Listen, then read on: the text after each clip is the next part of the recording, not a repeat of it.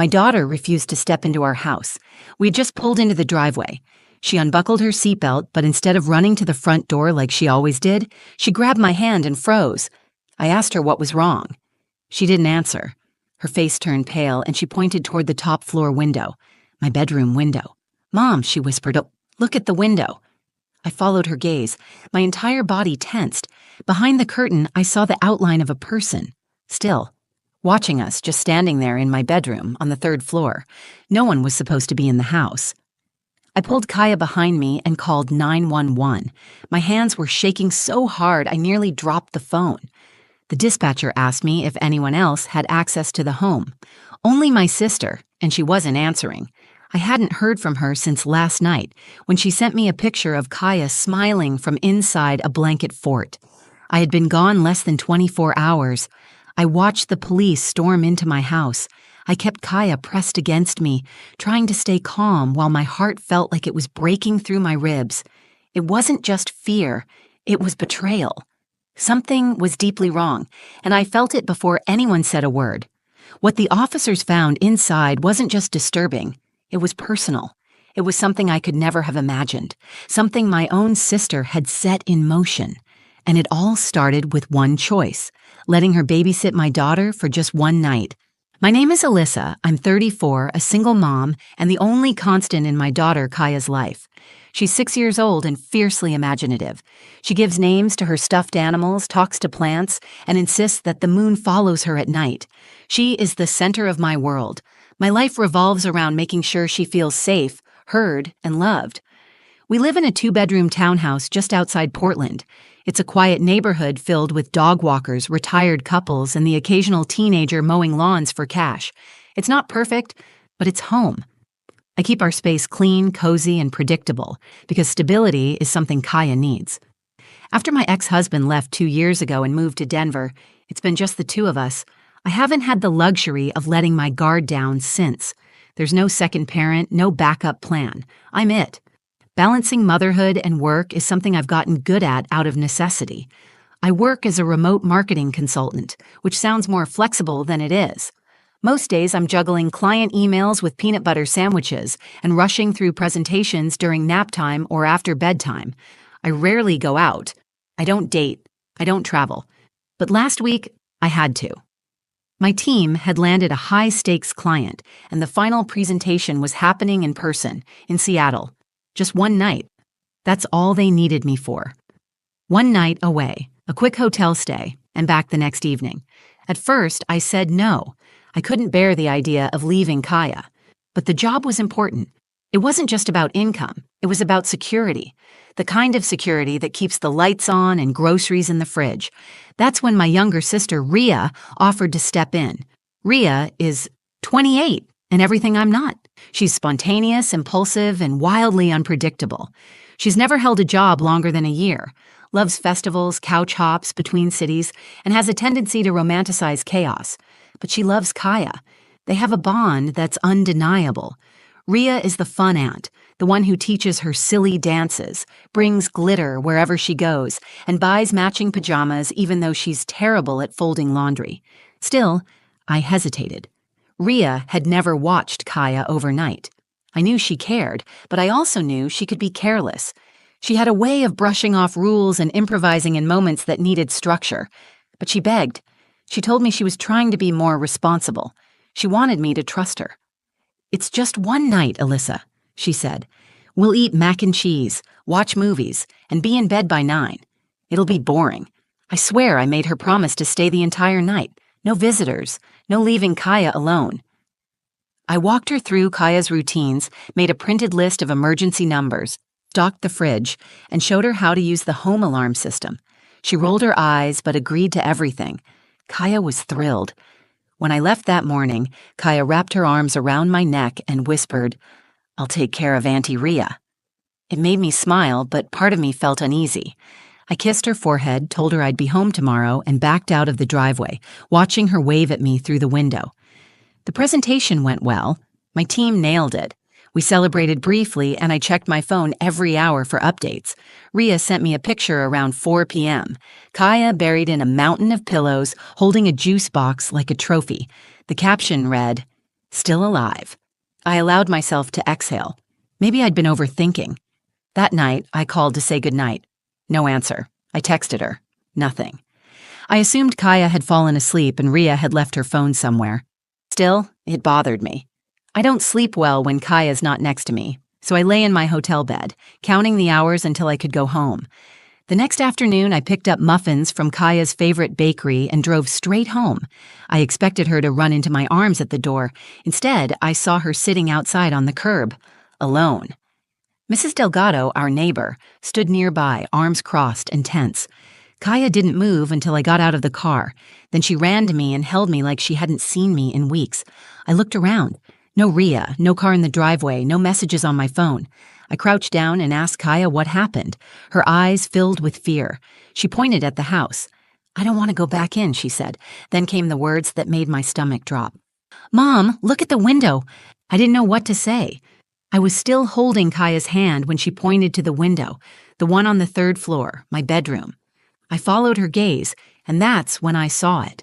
Behind the curtain, someone was standing there, still, watching, just standing like they belonged there, but no one was supposed to be in that house. The only person with a key was Rhea, and she was nowhere in sight. I stepped back instinctively, pulling Kaya with me. My heart was racing. I didn't blink. I didn't speak. My daughter, barely 6, had sensed something was wrong before I had even parked the car. She hadn't gone near the front door. She knew something I didn't. Mrs. Delgado saw my face and came closer. "What's going on?" she asked. I shook my head and told her quietly to keep Kaya with her. I didn't want my daughter anywhere near the house. She nodded, took Kaya gently by the shoulders, and walked her across the street. Kaya looked back at me with wide, scared eyes, but she didn't protest. I dialed 911 and told the dispatcher that there was someone in my house. I gave them the address and explained that only my sister should have had access, but she wasn't answering her phone. My voice shook, but I stayed clear and firm. The dispatcher told me to stay where I was, not to approach the house, and that police were already on their way. My hands were trembling as I hung up. I tried calling Rhea again, straight to voicemail. My stomach was tight, my skin clammy. I kept staring at the window, waiting for the curtain to move again, but whoever was inside stayed hidden.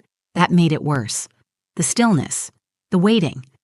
Police arrived within 10 minutes. 2 patrol cars pulled up to the curb. The officers moved quickly. One of them asked for my name and if anyone else should be in the house. I said no, only Rhea. And she wasn't there. He nodded and gestured to the other officer to take the back entrance while he approached the front. I couldn't take my eyes off the house. It felt unreal. I had just come home from a normal work trip. I had dropped off my daughter with her aunt. I had trusted someone I had known my entire life. And now my daughter was terrified to go inside the place where she sleeps. A few minutes later, I watched the officers enter through the front door. They moved cautiously, one hand near their holsters, the other on flashlights. The tension in my body was so tight I felt like I could snap. I tried to piece together what could have gone wrong. Rhea was flighty, yes, but she wouldn't abandon Kaya. Would she? She wasn't malicious, but she had poor judgment. She'd made dangerous choices before. Maybe she left to meet someone and locked the door behind her, thinking Kaya would be fine asleep. Maybe she thought she'd be back before I returned. Maybe she thought no one would notice. But that didn't explain the figure in the window. I didn't realize I was holding my breath until the officers returned. One of them looked calm. The other looked shaken. "Ma'am," the first one said, "we found someone inside." That sentence made my knees weak. "Who?" The second officer spoke this time. "A man. He was hiding in your bedroom closet." I stared at him, unable to process what he'd just said. "We believe he entered sometime last night or early this morning. He claims he was let in." "What?" My voice cracked. "By who?" "He said your sister invited him, gave him food, told him he could stay until you got back." I was silent. I could feel every part of my body tighten, like my brain was trying to shut out what I had just heard. "He's not related to you, is he?" the officer asked. I've never met anyone like that in my life. They told me the man was being detained, but that he didn't resist. He was calm, even relaxed. He didn't have any weapons on him. He seemed confused, disoriented, and when they asked him why he was there, he kept saying the same thing. She said it was okay. She said I could sleep here. She said she'd be back. My skin crawled. My mouth went dry. All I could think about was Kaya. My daughter had been inside that house with him. She had been asleep, alone, while some stranger hid in my closet. I looked back across the street where she was sitting with Mrs. Delgado. She was watching me, holding her knees to her chest. I still hadn't heard a word from Rhea. I stood frozen on the sidewalk as the officers finished clearing the house. I had just been told that a man, a complete stranger, had spent the night inside my home. My daughter had been there too, alone. I could still hear his voice in my head, the words the officers repeated to me. She said I could sleep here. She said she'd be back. It wasn't a mistake. It wasn't a break-in. My sister had invited him in. My hands were clenched into fists. My chest felt tight, but I forced myself to stay focused. I walked across the street to Kaya. Her eyes met mine, questioning, afraid. I bent down and wrapped my arms around her. "You're okay," I said. "I've got you. You're safe now." I didn't tell her what happened. I didn't ask more questions. Not yet.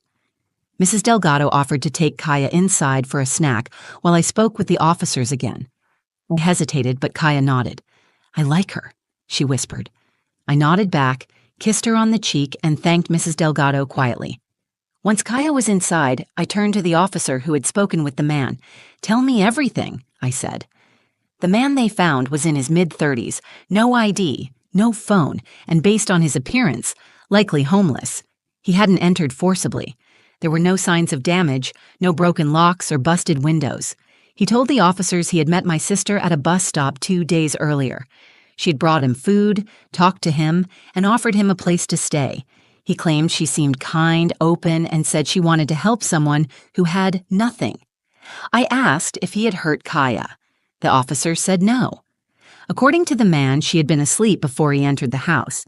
He claimed Rhea gave him permission, left the door unlocked, and said she'd be back by morning. She never returned. It didn't make sense. It was reckless, dangerous, and utterly unlike anything I could have imagined. I tried to convince myself there had to be more to the story, some explanation that made this feel less insane. But there wasn't. I pulled out my phone and called Rhea again, straight to voicemail. I sent her a text message. "I know what you did. The police are here. Call me now." I stared at the screen, waiting for the typing bubble. Anything to show that she was still reachable. Nothing. I told the officers I wanted to file a full report.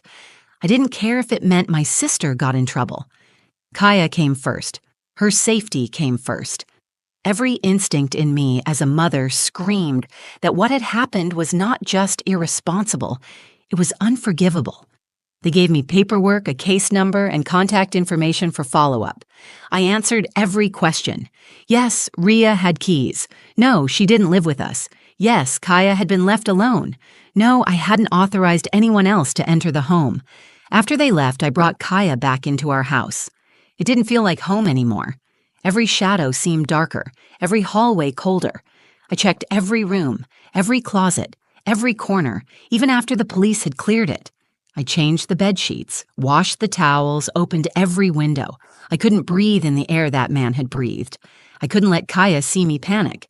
I made her hot chocolate and sat beside her on the couch. "You did the right thing," I told her. "You told me something was wrong, and you were so brave." She leaned into me and whispered, "He scared me, Mommy. I saw him come down the stairs at night." My throat tightened. "You saw him?" I asked. She nodded, holding my sleeve. "But I stayed really quiet like you always say. I didn't talk to him. I just waited for you." I held her tighter. She had seen him. She had stayed quiet. She had waited alone. And Rhea had left her there. That night, Rhea finally responded to my texts. She sent a single message. "I didn't mean to scare her. He just needed a place to crash. I thought I'd be back before you got home." I didn't reply. I didn't call her. There was nothing she could say that would undo what had happened. A man she barely knew had been in my home, in my room, while my daughter slept alone. That wasn't a mistake. That was a choice. And I had made mine. Rhea wasn't welcome in our lives anymore. The morning after everything happened, I didn't sleep. I lay next to Kaya in my bed, wide awake, listening to her breathing. Every few minutes I'd glance at the door, half expecting to see movement, even though I knew we were alone. The man was gone. The police had taken him hours ago, but the fear hadn't left. Kaya stirred around 6 and climbed closer to me. Her body was small, her skin warm, her trust still intact. I didn't know how. I had left her in the care of someone I trusted, and she had been failed in the worst way. And still, she curled up next to me like nothing could touch her, like I was the safest place in the world. That made me more determined than ever to protect her. Around 8, Rhea finally called. I let it ring. Then I answered. Her voice was casual, like she didn't understand the weight of what she'd done. Hey, I saw your messages. Look, I know you're mad, but can we just talk before you do something drastic? I didn't yell. I didn't even raise my voice. I wanted her to hear everything clearly. There was a man in my house, I said. In my bedroom, in the closet. My daughter saw him come downstairs in the middle of the night. She was terrified. She sat outside waiting for me because she was too scared to be in her own home. There was a pause, followed by a sigh. I know it sounds bad, but it's not what you think. Then tell me what it is, I said. I met him at a bus stop a few days ago. He said he had nowhere to go. He wasn't creepy, Alyssa. He was just lost. I brought him some food. He seemed sweet. We talked. He said he needed somewhere to sleep, just for one night. And you let him into my house? With Kaya there? I thought she was asleep. I didn't think it would be a big deal. I figured I'd be back before she even woke up. You didn't tell me. You didn't ask me. You didn't even stay. Rhea's voice tightened. I was trying to help someone. You think the world is black and white, but sometimes people just need a chance. This isn't about chances. This is about a 6-year-old girl being left alone with a stranger in the house. You don't get to dress that up as compassion. He didn't hurt her. He could have. Silence followed, and then she said something I will never forget. I just didn't think it was that serious. That broke something in me. I realized she didn't understand, or maybe never would. She had walked away from her responsibility, gambled with a child's safety, and didn't feel the weight of it. That wasn't immaturity. That was recklessness. And it had consequences. I told her not to contact me again. I told her I would be changing the locks. I told her Kaya wouldn't be seeing her for a long time, maybe ever. And then I hung up. After the call, I sat Kaya down on the couch and told her the truth, in words she could understand. I told her that Aunt Rhea had made a mistake and had let someone in who shouldn't have been there. I told her how brave she had been, how proud I was of her for listening to her instincts, and how she had done exactly the right thing. Kaya looked down at her hands. I didn't like him, she said quietly. He smelled like old things, and he didn't blink when he looked at me. I felt a chill move through my chest. She had been alone with him for who knows how long, awake, watching, waiting. Later that day, I met with a locksmith. I replaced every lock in the house. I set up new security cameras, installed door alarms, and slept that night with my phone in one hand and a flashlight in the other. The police told me the man didn't have a record for violence, but he had a history of trespassing and psychiatric evaluations. They believed he hadn't meant harm. That didn't matter to me. Intent wasn't enough. My daughter had been endangered, and the person who allowed it still didn't grasp the full extent of her mistake. That week, I filed a formal no-contact request with the building management. Rhea would no longer be allowed on the property. It felt harsh, but I wasn't taking chances anymore. Kaya still asks about her sometimes. I tell her the truth, that Rhea loves her, but she made a very unsafe choice. I tell her love isn't just about fun and games. It's about showing up. It's about keeping people safe. I thought losing my trust in my sister would be the hardest part. It wasn't. The hardest part was realizing how close I had come to losing something far more important, and that from now on, I would never let guilt or family ties override what I know to be true. When it comes to Kaya, I will never compromise again. Life returned to normal, but nothing felt normal. Kaya and I went back to our routines, breakfast at the kitchen table, walks to school, bedtime stories every night, but a part of me was always listening, always watching. I checked the locks twice before bed. I installed a motion-activated light outside her window. I started keeping the baby monitor on again, even though she hadn't needed it for over a year. She never asked for it, but I could tell Kaya felt the difference. She didn't go into her bedroom for days after it happened. She stayed close to me even when she was playing, like she was waiting for something bad to return. And I stayed close to her, because I couldn't let myself be distant. Not now, not after what she had been forced to process, in silence. I enrolled her in a child therapist's program through her school. It was a quiet room with beanbags, art supplies, and a counselor who knew how to listen without pushing. Kaya didn't say much at first, but when I picked her up after her third session, she looked lighter. That night, she slept in her own bed again, and the night after that, she didn't ask me to leave the hallway light on. I had been carrying a weight, too. Guilt, anger, fear, and the awful question that kept echoing in my head. What if? What if Kaya hadn't been brave enough to wait outside? What if the man in our house had been dangerous? What if I hadn't come home when I did? Those questions didn't have answers, but they had consequences. Rhea reached out several times in the following weeks, calls, texts, a handwritten letter left in our mailbox. She apologized in the way people do when they want forgiveness more than they want to understand the damage they've done. She said she missed Kaya. She said she had been going through a hard time and didn't know how to ask for help. She asked me to let her explain, but I had heard enough. I didn't need more words. I needed actions. And Rhea's actions had made one thing clear. She had chosen to protect her own comfort instead of Kaya's safety. That was a choice I couldn't look past. I never sent a message back. I don't hate her. I still love her in the way you love someone who shares your blood and your childhood and the memories that shaped you. But love doesn't always earn trust.